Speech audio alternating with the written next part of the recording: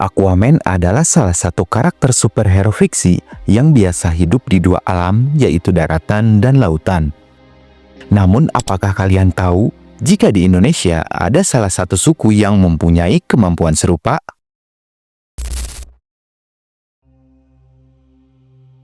Suku tersebut adalah suku Bajo, sebuah suku yang dikenal sebagai penjelajah laut ulung dan penyelam yang sangat handal. Kehidupan suku Bajo adalah berlayar dari satu titik ke titik lain dan tak pernah berhenti menyusuri lautan luas.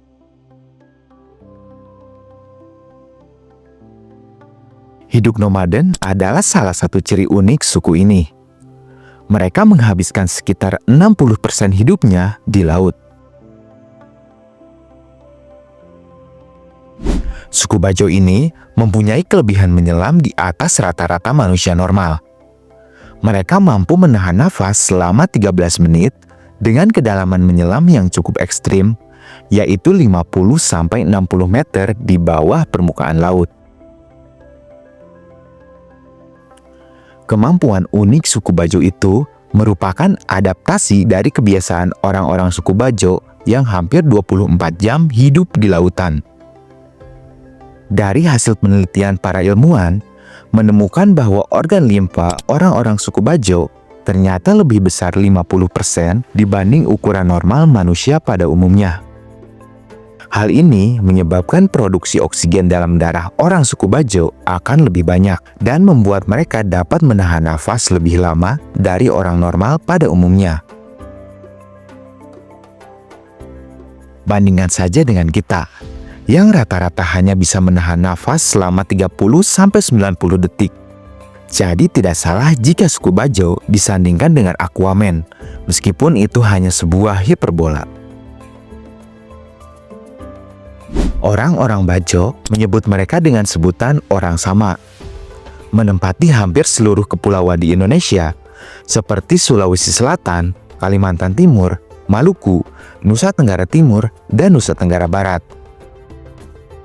Bahkan suku Bajo ini bisa ditemukan di luar negeri seperti di perairan Sabah Malaysia dan Tawi-Tawi serta Mindanao di Filipina. Menurut sejarah, suku Bajo ini berasal dari Kepulauan Sulu di Filipina.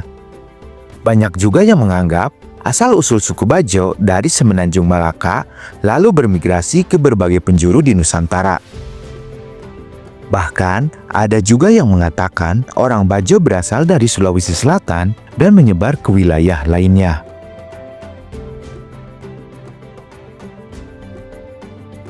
Tempat tinggal yang nomaden membuat beberapa dari mereka tidak memiliki identitas kewarganegaraan. Namun saat ini, karena perubahan zaman, banyak dari suku Bajo yang sudah mulai hidup menetap dan membangun rumah di pesisir pantai. Suku Bajo ini memiliki kehidupan yang unik, di mana sebagian besar dari mereka telah mulai tinggal di rumah panggung yang dibangun di atas air dan disebut dengan lepa-lepa atau rumah terapung. Rumah tersebut terbuat dari kayu yang direkatkan dengan rotan. Uniknya, mereka menambahkan material alami dari laut seperti terumbu karang dan kerang sebagai hiasannya. Namun, ada juga sebagian suku Bajo yang biasa hidup sebagai penghuni perahu. Biasanya, 2 hingga 6 keluarga akan bergabung dalam sebuah grup untuk menangkap ikan. Grup ini dimaksudkan untuk berkumpul bersama, berbagi makanan, jaring, dan perlengkapan serta menggabungkan tenaga kerja. Perahu yang digunakan sebagai tempat tinggal juga bervariasi. Namun, rata-rata memiliki panjang 10 meter dan lebar 2 meter.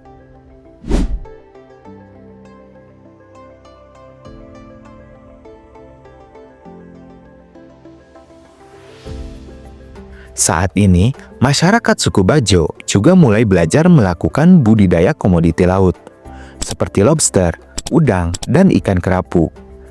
Selain itu, ada juga masyarakat yang bertani rumput laut.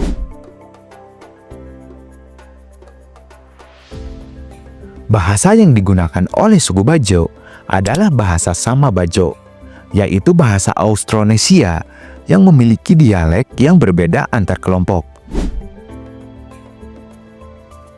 Suku Bajo juga memiliki tradisi musik dan tarian yang khas, seperti tarian Katreji dan tari Lariangi yang sering ditampilkan dalam upacara adat atau festival lokal.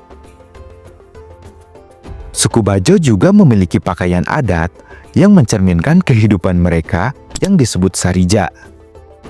Sarija merupakan busana adat untuk kaum pria suku Bajo. Pakaian ini terdiri dari siger, kamas, saluar, dan bidah. Sedangkan pakaian adat perempuannya bernama samara, yang terdiri dari sigada, kamada, juada, dan roktaha. Suku Bajo ini memiliki sejarah yang kaya, kehidupan sosial yang unik, dan kekhasan dalam pakaian dan rumah adat mereka.